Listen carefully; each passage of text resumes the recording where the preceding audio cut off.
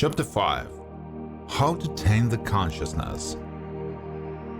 Initially, consciousness, as an instrument created for knowing itself, was created as an assistant and was used for games in self-knowledge of itself.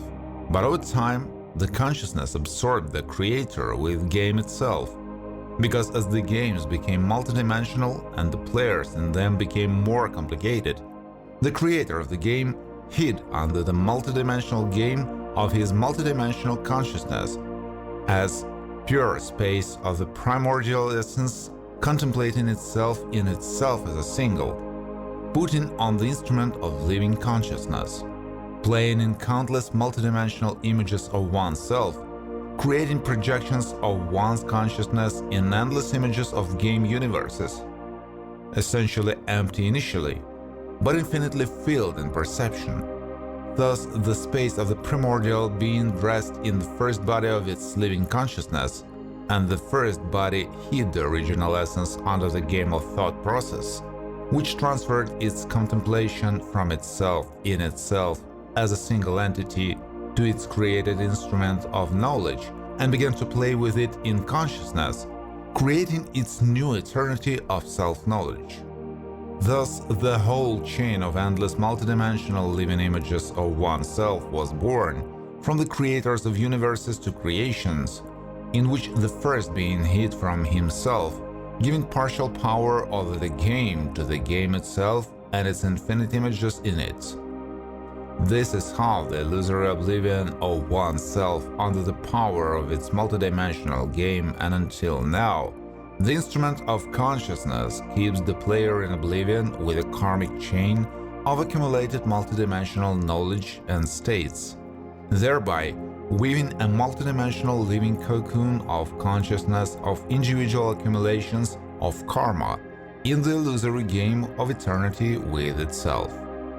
This living cocoon of individual consciousness is the creator of its illusions accumulated during the games, and at some point it can be called the Hydra, wrapped around itself without the possibility of freeing itself from itself, since it, the Hydra of consciousness, does not observe anything except itself, and the external game this leads her to a state of even more compressed, and consciousness doesn't find a way out.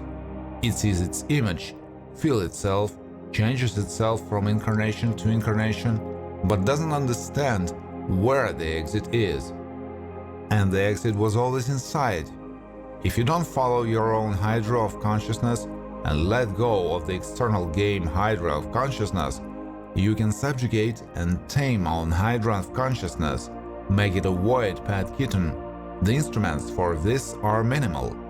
It is in one hand an understanding of the emptiness of all the eternal games of one's single consciousness, and in the other hand a clear vision of all the games of the consciousness of one's one. So these two tools in control of one's consciousness are made from the enveloping karmic Hydra of consciousness, an obedient empty manual kitten always ready to help in an illusory game with itself.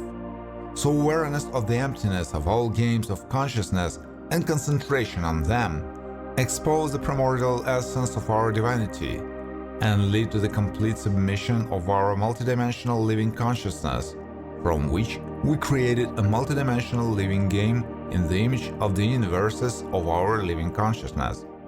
The practice of returning the king of consciousness to the throne is simple. We take two instruments. The first is awareness of the emptiness of everything. The second is concentration on the pure vision of all the games of our consciousness.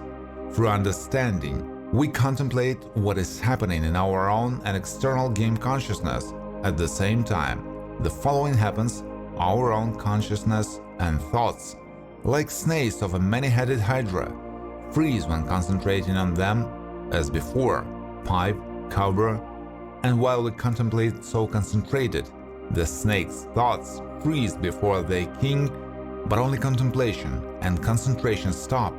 The pipe stops playing and snake's thoughts can bite the owner, subordinated it to your poison, bewitching it with self-hypnosis, and the owner melts under the influence of the poison of consciousness.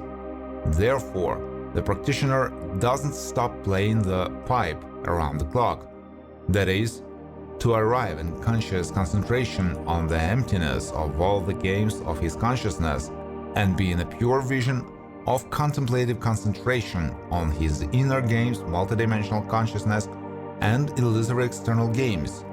When the power of concentration increases, the snake's thoughts and consciousness become tame, and the time comes to engage in the illusory external consciousness, atomic molecular world, which can be tamed by increasing concentration in practice.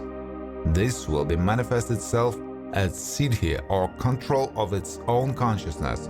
So a person from a subordinate slave, a hydra of his own or external consciousness, becomes again the primordial essence, the god of his eternal games and consciousness with himself as one.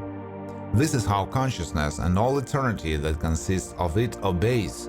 Therefore, you should not be afraid to start, because the hydra of a multidimensional living consciousness will drag you for eternity in a bag of its karmic knot freedom. Tame it, and it will become your best friend in a free game in its multidimensional living eternity, created by you from your single consciousness. From the beginning, it's not easy, then naturally, a free eternal game for you to practice freedom.